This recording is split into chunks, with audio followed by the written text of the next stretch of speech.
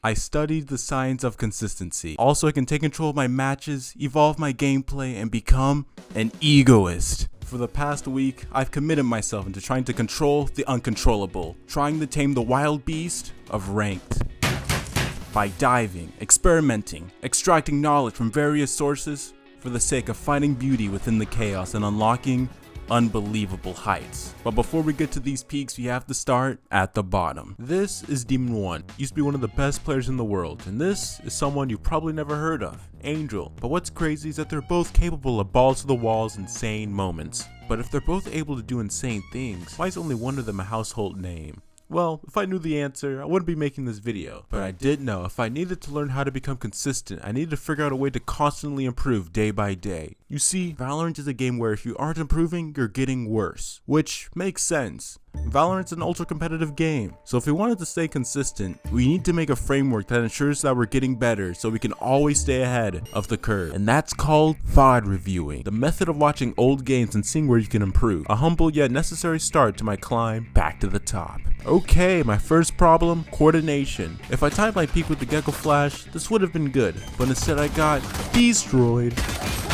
Second one's actually a niche one with recoil and tension management. Recoil, self-explanatory, but tension management? Each duel requires a different level of muscle tension. Tenser the arm, faster the mouse, and vice versa with smoothness and speed. The best are able to switch between either or seamlessly, but I'm not one of the best.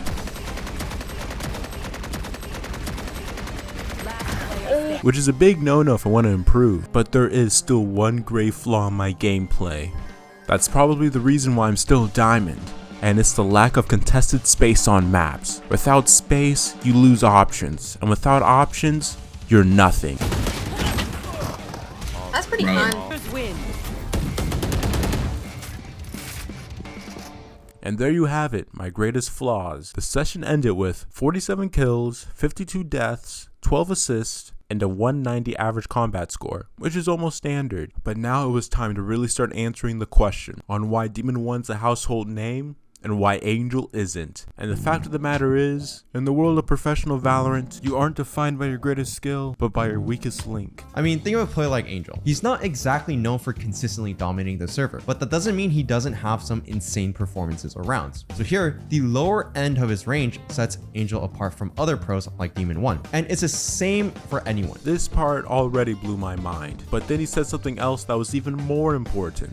He said that there are 3 levels of someone's performance: A game, B game, and C game. That means it's impossible to play at your absolute best all the time. That aspect of consistency we simply cannot control. But we do have the control to improve our lowest level of performance, which is said to be more important than focusing on our A+ performance, which does sound boring as hell. But it's decisions like this that separates the elite from the aspiring. Even though I knew what I needed to do, I didn't know how. So I was stunned for a bit until I got my Immortal 3 friend Cord to coach me, and it turns out the answer was a lot simpler than expected. You see, I think at a certain point of a player's development, they stop having a set issue. The problems become more nuanced, and the skills that you sucked at in one session becomes a strength in the very next day. This random game on Cypher, I really did conquer my weaknesses. I was so excited to make it this big grand moment, until I realized that I may have conquered my weaknesses this time, but what about tomorrow, or even the next game? Each game is a new slate, and to simplify that into a framework isn't just whack, but disrespectful. The only thing you can do is to learn how to manage the risk of the situation presented to you. That's right, the thing I needed to involve my gameplay was something I had the entire time: risk management. When I got coached by Cord, I may have match MVP'd, but my gameplay was filled with holes. Holes that stemmed about me just not caring enough about my life. It's super straightforward,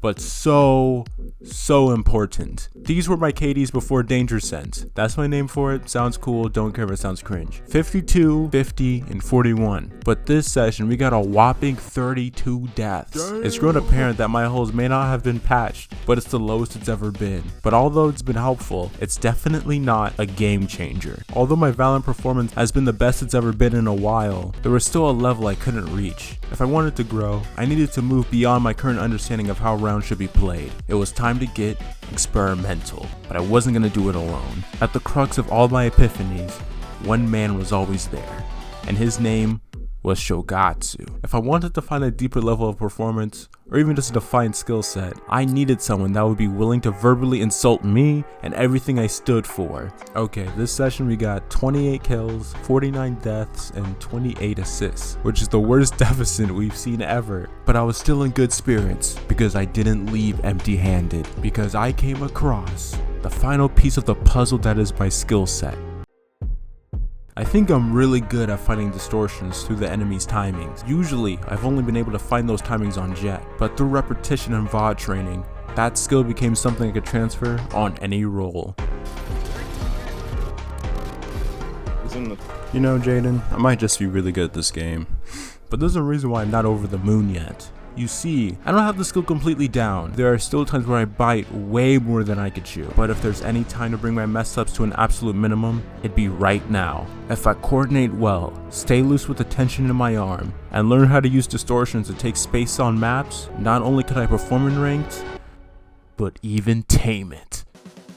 First thing I wanted to find out was if I was going to have an A game, a level where you're one of the best in the lobby, B game, which is just an average of your skill, or a C game where you're just ass and nothing works out. Different people have different indicators on how they think they're going to perform, and for me, it's how I feel towards my Kovacs routine, and this run was really sluggish. I already had an idea that my performance was either going to be a B- or a C+, but I didn't mind. For the past week, I've been training to raise the worst version of my performance, so if there was any time for me to win most of my games, it would be right now. As long as I don't get mad at things I can't control, which is pretty good advice, unless you're actually in the game. There were so many things that I couldn't control. Our two initiators dying to a common angle, the lateness in smokes, and even down to the amount of mouse space I had. This game simply wasn't made for me, which sucked, because I already wasn't going to perform that well. So at this point I was just like, you're a racist. Dude, I suck dick right now. But Shogatsu had a point. Say you're the best right now. Say you're the best right now. I'm waiting. I'm the best. You can't say it and not believe it. You gotta say it and believe it for it to come true. Say it. I am the best. Did you not just hear what I told you? I am the best. Are you listening to me? I'm hearing you. What are you? The best. Is that true? It's true. It's true.